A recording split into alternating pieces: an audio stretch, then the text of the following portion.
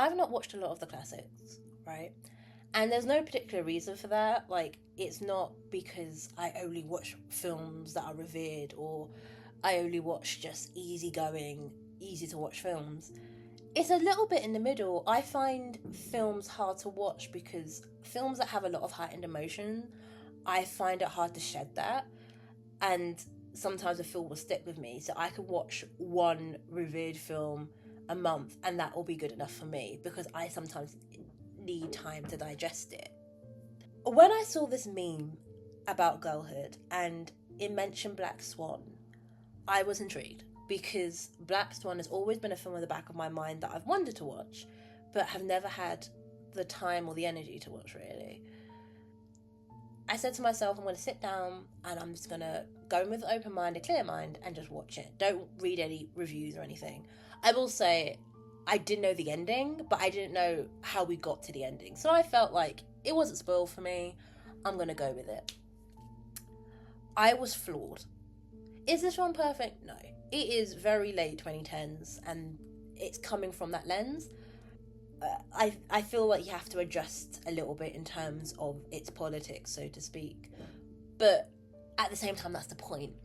Because the themes that it does explore, yes, girlhood, because the meme was accurate. It talks about sexuality, queerness as a whole. It talks about sexual assault. It talks about the industry as a whole. And it talks about the journey of an artist, which is a topic that I love to explore in media as someone who really values art. I really value the process of making art. The fact that I could watch this film that goes through a very devastating story,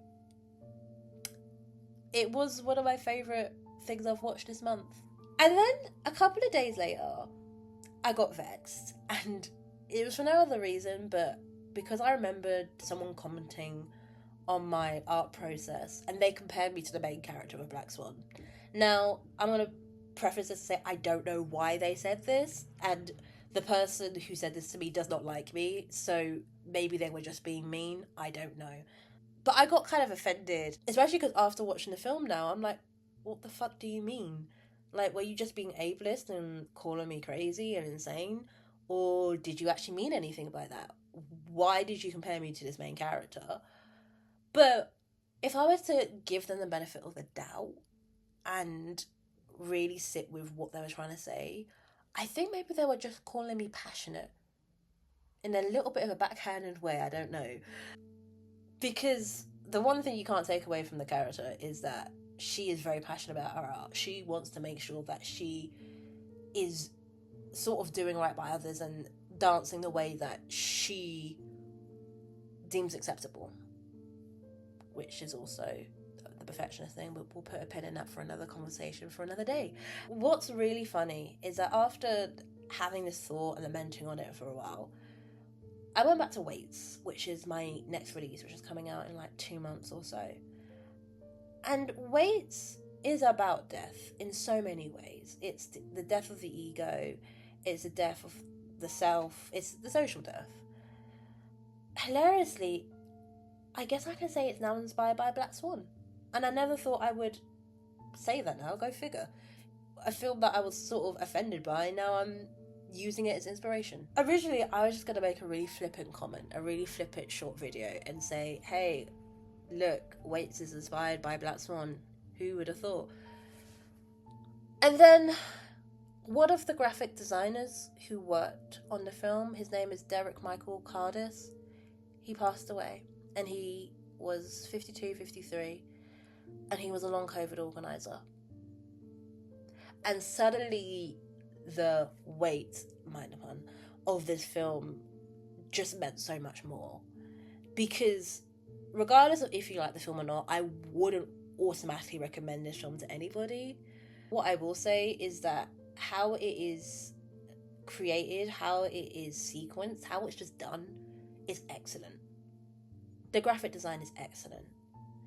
I had to really sit with this situation that I'm in now, where a film that I just was flippantly watching now has a lot of like aura, has a lot of weight around it, because it's made me think about the film a lot deeper outside of just the context of the story.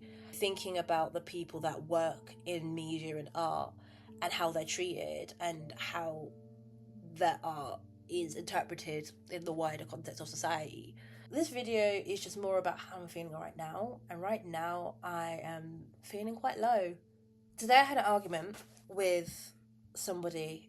The argument was quite serious, and it's something that is going to linger with me for a couple of days. But I went to a very dark place quite quickly. I had to stop myself and think, like, why did you jump here? Like, why did you jump to get big scary thoughts when you just lost a friend? And I think the answer to that question is because we have to contend with this every day. As like a queer artist, as a queer person who's organising, you have to go out into the world and automatically just accept your marginalisation. Sometimes I think people can see us before we see ourselves.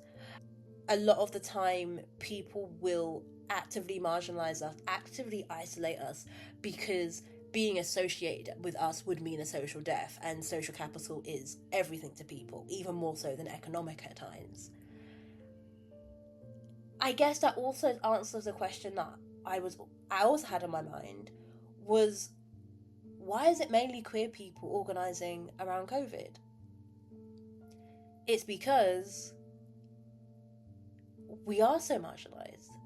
Derrick Kardos says something that, again, has been like going around on social media, which was something like he's experienced more marginalisation talking about disability and COVID rather than him being a gay man.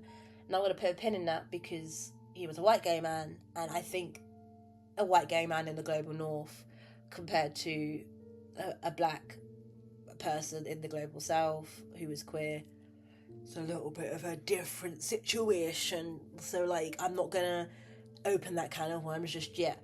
But what I will say, society can't make the acceptable marginalized person here. So like I said this before, you can't, like, if you can't fit into acceptable gay, you can't fit into acceptable disabled person, you can't fit into both, right?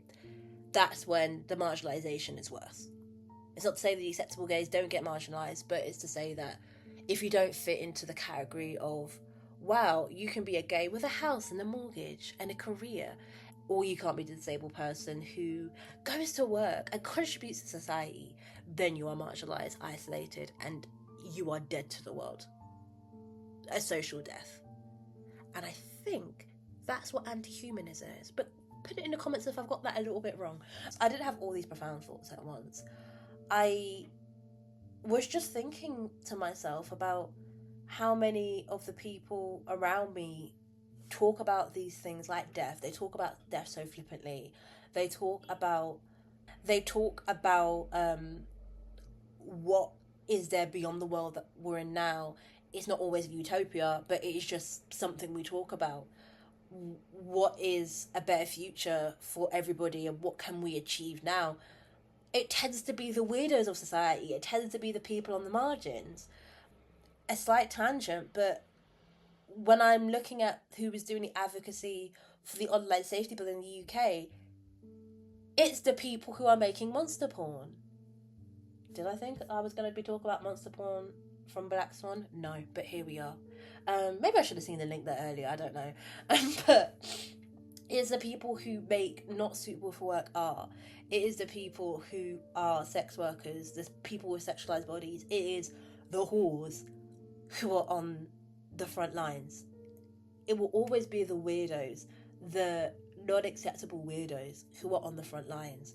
And I think that's why we feel so heavily, because the government is trying to suppress any sort of COVID organising or just COVID information in general. This is why we feel it a lot harder, and we will feel it harder when they regress rights for LGBTQIA people. Look what they're doing with trans people in the UK right now. Is it not the same shit? Shout out to the weirdos. I don't think it's wrong for me to make a song like Weights and have it act as a will, because I already feel dead. But I'm okay with it. Because in these last moments, when I'm making my vlogs and I'm making my art pieces in my room, I think this is what I want to die knowing that I did. That I tried to fight for as many people as possible. And I tried to advocate for myself. So, to all the little gay people in my phone, I just want to say you are very loved. You're very welcome here. And we salute Derrick Michael Kardos for all his contributions and his weirdness when it's come to his graphic designs. I cannot wait for you to see what I've got with Weights and just all the art pieces that are going to come with it, because it is now heavily inspired by Black Swan.